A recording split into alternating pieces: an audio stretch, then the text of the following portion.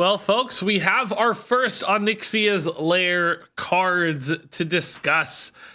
These are some commons and rares.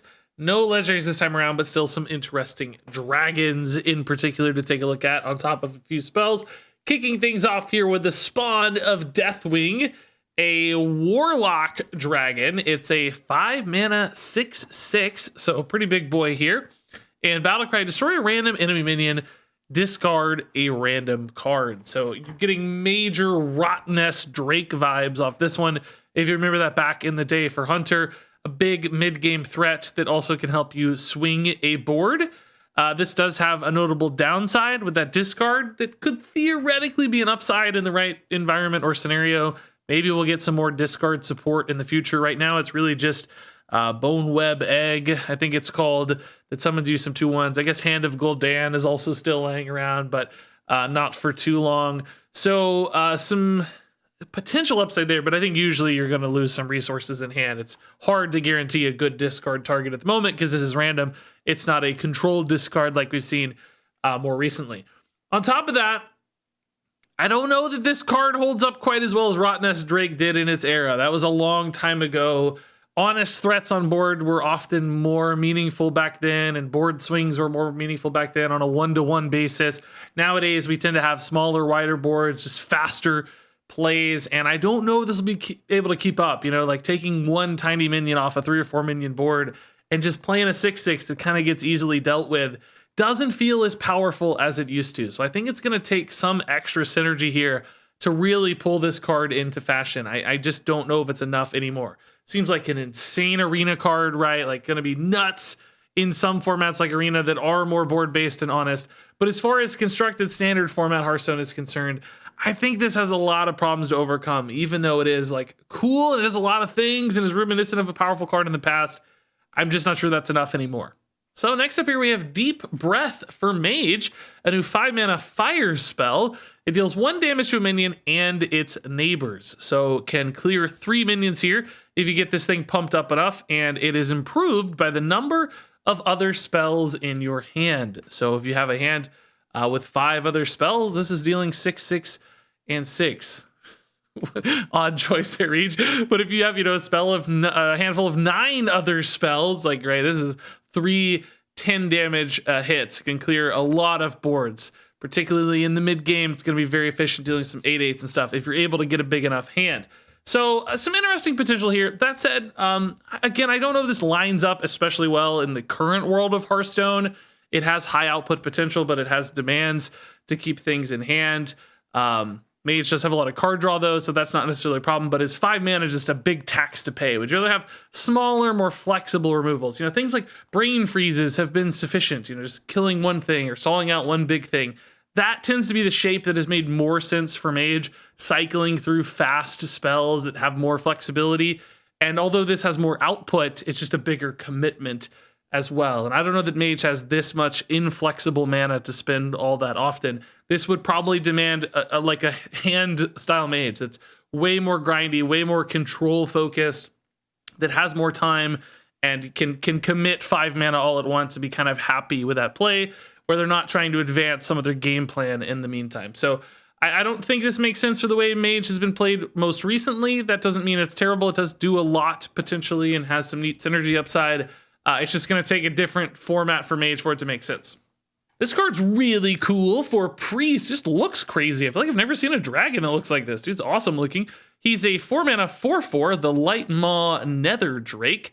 And he's got a battle cry here. If you're holding a Holy and Shadow spell, deal 3 damage to all other minions. So this is like our old 4 mana 3/3 dragon dude whose name is escaping me at the moment, who dealt 3 damage to all other minions. But instead of holding a dragon in this case, you only have to hold a Holy and Shadow spell, which for a slower Priest deck is not a problem. In fact, we already got the 5 mana taunt guy that draws you a Shadow and Holy spell.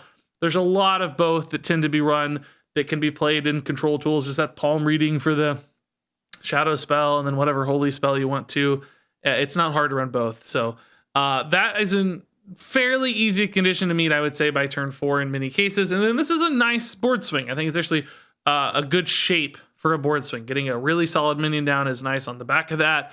3/3s are everywhere or smaller, so this is going to clear a lot of boards, give you that recovery turn. It's kind of reminiscent of like Xyrella in a way. Like this is the kind of shape Xyrella is. She can do bigger things, can scale bigger off crazy heals, but sometimes you just need her in the mid game. But you can play this one often even sooner than Xyrella. So I don't think it's crazy that this would get played. It might need an additional dragon synergy or something to really bring it to life, but this is the kind of mid game removal that is well suited to Hearthstone these days.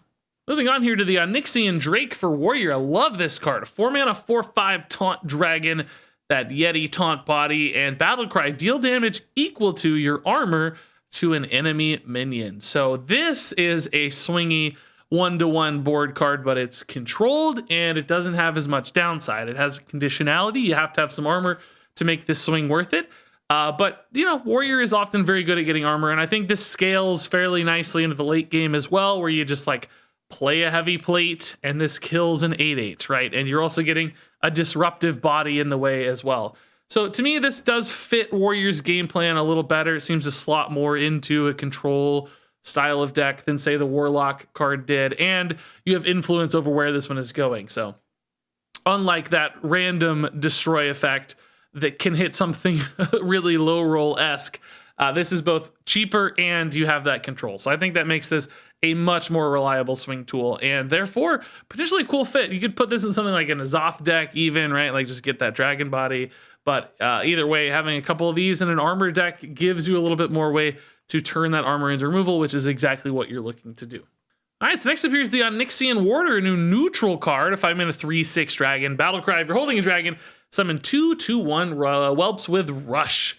And in the past, I would have said this was like too hard to activate in standard these days. There just aren't a lot of dragons. Clearly in this set, we're getting a ton more, so maybe we can assume the conditionality of this one's not too tough to achieve. There might be some decks that are running a handful of dragons, but is the upside worth it here? Are the whelps of the rush that exciting? In my mind, no, not really, right? This is just a one-time effect. It's just a couple 2/1s with rush.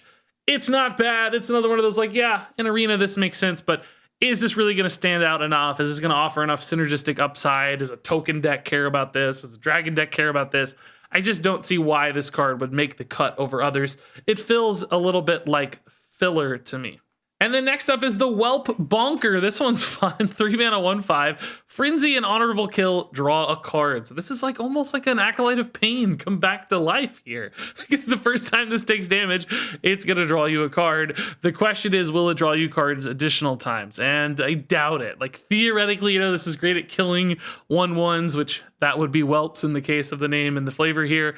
If your opponent's running a lot of 1/1s, like, yeah, sure, you might get some draws off this, but are you really willing to run a card like this just to answer those specific scenarios? I don't think so. I think you're going to want something that's higher output, more efficient at dealing with 1/1s, AoEs, board clears, right? The kinds of decks and metas that would support this are probably going to push you to be more defensive in nature, whereas this is just kind of a resource gatherer as opposed to a really efficient answer. So most card draw these days in Hearthstone is just way faster, way more immediate, more reliable, and often, honestly, as cheap or cheaper than this one. So I don't even think like Frenzy decks this makes sense. I just don't see this card getting a lot of play. And then finally here, it's Don't Stand in the Fire, a fire spell for Shaman. This one deals 10 damage, randomly split among all enemy minions with an overload of 1. So importantly, this is enemy minions, unlike something like Volcano in the past, which could have hit your own side of things.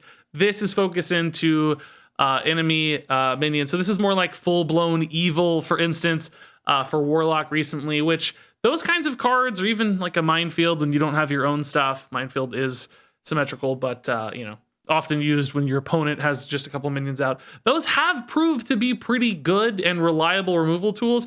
Particularly full-blown evil scales nicely into later games because of the fact that you can repeat it in the turn. This one doesn't have that scaling, and it's a bigger mana commitment all at once, and I'm not sure 10 damage holds up as well on turn 5 as, say, like 5 damage on turn like 2 or 3 with those full-blown evil or Minefield style cards. So I think this one's going to come in a little bit too late for 10 damage to be worth it.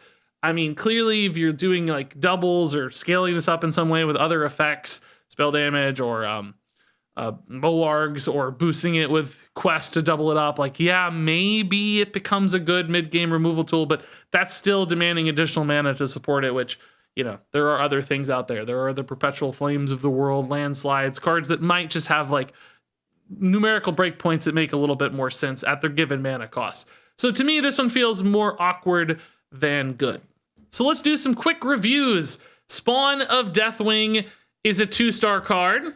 Deep Breath is a 2-star card. Lightmaw Netherdrake is a 4-star card. Onyxian Drake is a 4-star card. Onyxian Warder is a 1-star card. Whelp Bonker is a 2-star card. Don't Stand in the Fire is a 3-star card. And yeah, there you go. That's it for part 1 of our Onyxia's Lair reviews. Apparently a lot more coming over the next few days. So stay tuned. Share your thoughts on these cards in the comments below. Thanks so much as always for watching. And until next time, game on.